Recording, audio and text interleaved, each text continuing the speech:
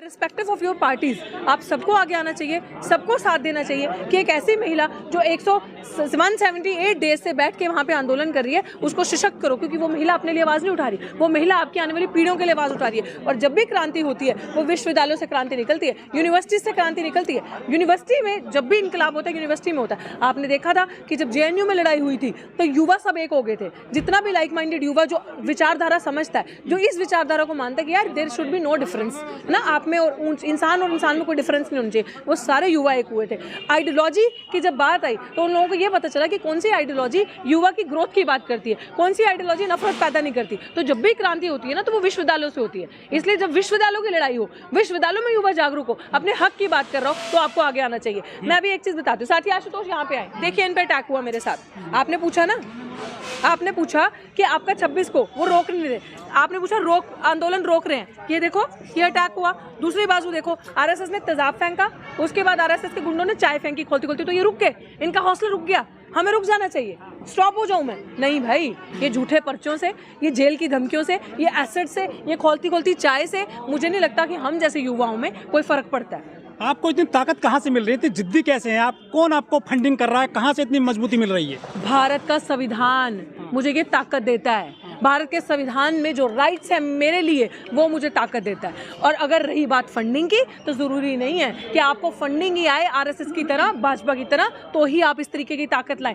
Funding जो होती है ना वो इलीगल काम के लिए होती है। फंडिंग उनको चाहिए होती है जिन्होंने इंसान जो लोगों की पैसा मार किसी को दबाने के लिए पैसा चाहिए होता है। हमें पैसे की नहीं ज़रूरत, हमें साथ की ज़रूरत है। एज लॉन्ग एज प्राचा साहब जैसे लोग, लीगल टीम जो हमारी है वो स्ट्रांग है, हमें लड़ने का जज्बा है, हम सड़क पे बैठ के न्याय की आवाज़ उठा सकते हैं। That's it, we are sorted, we don't need anything else. 180 दिन हो गए हैं, सफलता नहीं मिल रही है, कहाँ दिक्कत मानती है? किसने कहा सफलता नहीं मिली? मेरे लिए ये सफलता है, मेरे लिए सफलता है कि अटैक होने के बावजूद हम सड़क पे, ये सफलता है। यूथ डरा नहीं, ये सफलता है। हमने पर्चों से डरना बंद कर दिया, हमने जेलों से डरना बंद कर दिया, हमारे लोग डिटेन होने के बावजूद सड़कों पे आ रहे। हमारे लोग ये समझ रहे हैं कि एक दोदे दलित छोटी समाज की बेटी सड़क पे बैठ के अगर स्ट्रगल कर रही है, उसका साथ देने के लिए आना है। बसों में भर भर के लोग अपना पैसा, अपनी चीजें खर्च के आ रहे हैं, छुट्टी लेके आ रहे हैं। मेरे लिए ये सफलता है, मेरे लिए ये सफलता है कि एक अकेली दलित महिला ने बैकफुट पे पुलिस को लेफ्ट राइट करके नचा के रख दिया कि तुम्हारी खाकी से हम डरने वाले नहीं है, बिकॉज देश का कानून हमें बचाने के लिए, हमारी सुरक्षा करने के लिए। This is the victory for me कि मेरे लोग जागरूक हो रहे हैं, ये मेरे लिए विक्ट्री है, ये सफलता है। लेकिन क्या डर है पुलिस का अगली बार 26 को? किस पुलिस से क्यों डरना मेरे भाई? पुलिस हमें डराने के लिए, हमारी सुरक्षा के लिए, पहले ये तो बताओ। अगर परमिशन नहीं मिल रही है ना, तो परमिशन कौन मांग रहा है भाई? हम परमिशन नहीं मांग रहे। हमने पुलिस, आपने भी प्राचा साहब को सुना क्या कहते हैं कि देयर इज अ वे कि आपका भारत का संविधान आपको परमिशन देता है। तो जब संविधान ने परमिशन देती तो मेरे को इन टुच्चे लोगों से परमिशन की क्या जरूरत है?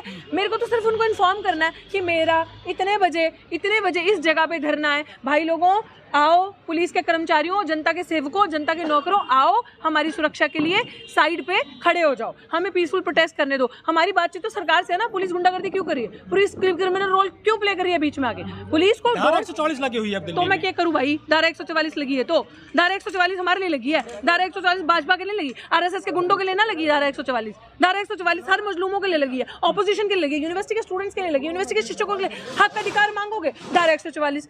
भाई अगर प्रोटेस्ट करोगे पीसफुल तरीके से, डेमोन्स्ट्रेशन को, धारा 144। उन गुंडों के लिए ना लगी धारा 144। तो मैं डर जाऊं धारा 144, घर के अंदर बैठ जाऊं? पर्चे करोगे भाई, कर लो, 10 से 20 हो जाएंगे, खत्म कहानी। इससे ऊपर क्या होगा? आ रहे हैं, राष्ट्रीय पर्व आ रहा है, वोट डाले जाएंगे तब शांति बढ़ती है दिल्ली के आसपास। हाँ बिल्कुल, वोट डाले जाएंगे, लेकिन पेपर बैलेट के थ्रू वोट डाले जाएंगे। उसी चीज की हम लड़ाई कर रहे हैं, क्योंकि अगर मैं वोट डालूंगी, मेरे साथी वोट डालेंगे, तो मुझे ये जानना है कि मेरा वोट कहाँ जा रहा है। मेरा ये कर्तव्य बनता है। मैं वोट मशीन को नहीं डालूंगी, मैं वोट डालूंगी अपने नेतृत्व को, जिसको मैं वोट डाल रही हूँ। आपकी लड़ाई दिल्ली यूनिवर्सिटी से है या भारत सरकार? पूरे सिस्टम, दिल्ली यूनिवर्सिटी में बैठे जो दलाल है, जो सिस्टम उन्हें चला रहा है, हमारी लड़ाई उससे है भाई। हमने इस सरकार को हटाना है, क्योंकि सिस्टम में बैठे दलाल भाजपा के, सिस्टम में बैठे दलाल कर रही हैं शायद। अब if everything becomes politics, I will decide my politics and I have decided my politics। अपना मुद्दा भूल गए हैं क्या आप लोग? बिल्कुल, मैं अपना मुद्दा बड़े अच्छे से याद है। मेरा मुद्दा खाली नौकरी से सीमित नहीं है, यूनिवर्सिटी से हर बेरोजगार की आवाज़ हूँ मैं, हर महिला जिसका शोषण हो रहा है, जिसको न्याय नहीं मिल रहा, जो भटक रही है वहाँ, मैं उसकी आवाज़ हूँ। मुझे उसके लिए खड़े होना है,